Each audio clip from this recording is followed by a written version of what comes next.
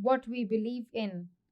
I agree with you so far that faith is a wonderful insight and that it alone can save.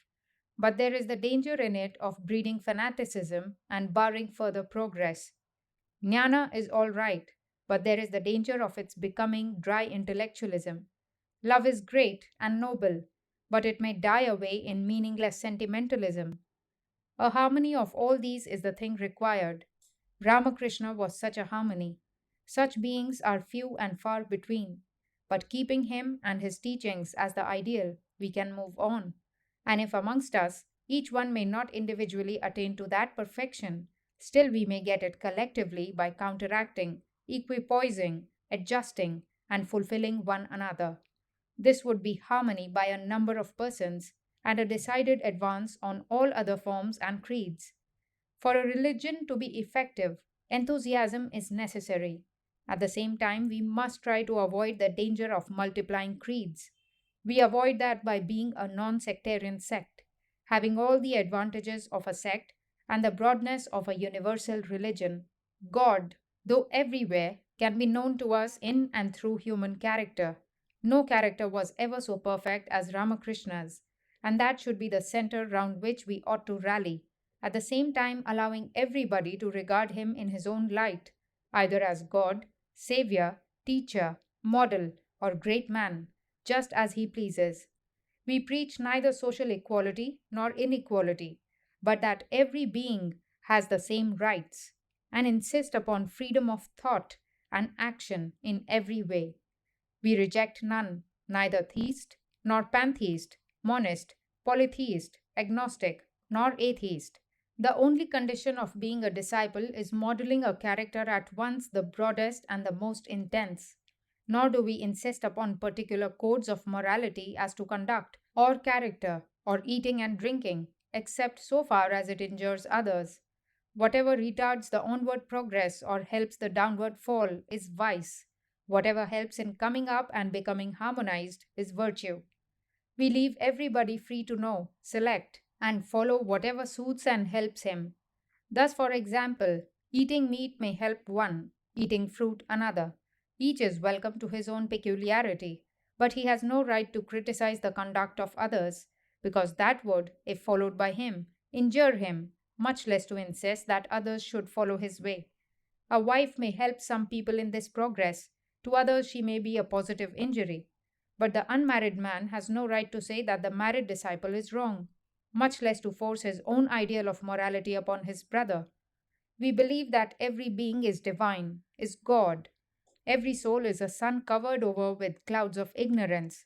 The difference between soul and soul is owing to the difference in density of these layers of clouds. We believe that this is the conscious or unconscious basis of all religions, and that this is the explanation of the whole history of human progress, either in the material, intellectual, or spiritual plane.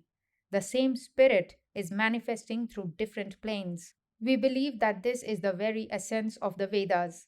We believe that it is the duty of every soul to treat, think of, and behave to other souls as such, that is, as gods, and not hate or despise, or vilify, or try to injure them by any manner or means.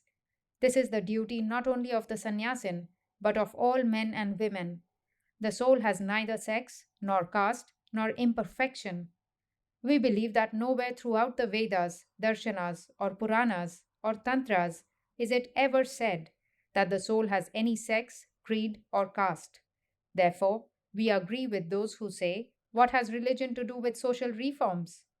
But they must also agree with us when we tell them that religion has no business to formulate social laws and insist on the difference between beings, because its aim and end is to obliterate all such fictions and monstrosities.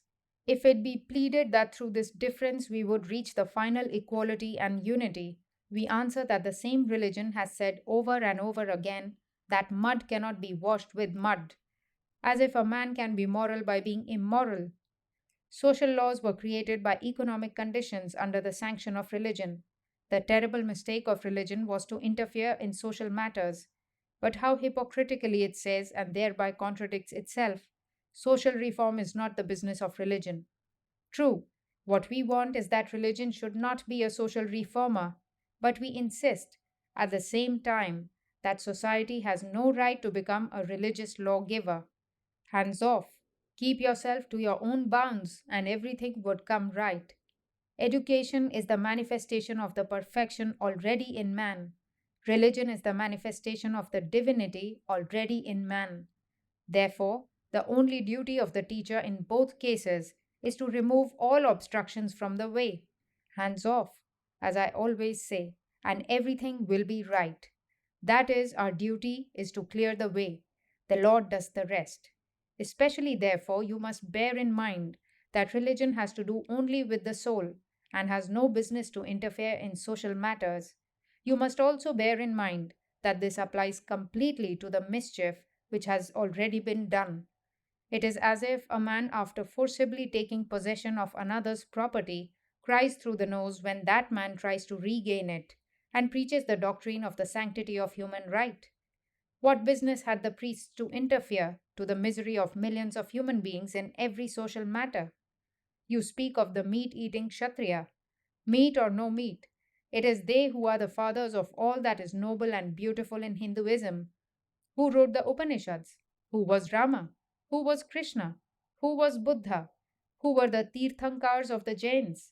Whenever the Kshatriyas have preached religion, they have given it to everybody, and whenever the Brahmins wrote anything, they would deny all right to others. Read the Gita and the Sutras of Vyasa, or get someone to read them to you.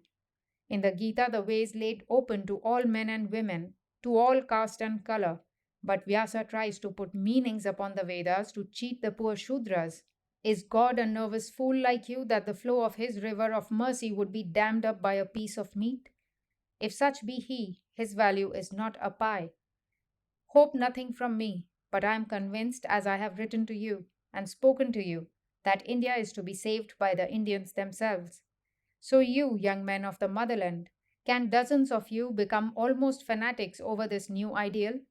Take thought, collect materials, write a sketch of the life of Ramakrishna, studiously avoiding all miracles. The life should be written as an illustration of the doctrines he preached, only his. Do not bring me or any living persons into that. The main aim should be to give to the world what he taught, and the life as illustrating that. I, unworthy though I am, had one commission to bring out the casket of jewels that was placed in my charge and make it over to you. Why to you? Because the hypocrites, the jealous, the slavish, and the cowardly, those who believe in matter only, can never do anything. Jealousy is the bane of our national character, natural to slaves. Even the Lord, with all his power, could do nothing on account of this jealousy. Think of me as one who has done all his duty and is now dead and gone. Think that the whole work is upon your shoulders. Think that you, young men of our motherland, are destined to do this. Put yourself to the task. Lord bless you. Leave me, throw me quite out of sight. Preach the new ideal, the new doctrine, the new life. Preach against nobody, against no custom. Preach neither for nor against caste or any other social evil. Preach to let hands off, and everything will come right. My blessings on you all, my brave, steadfast, and loving souls.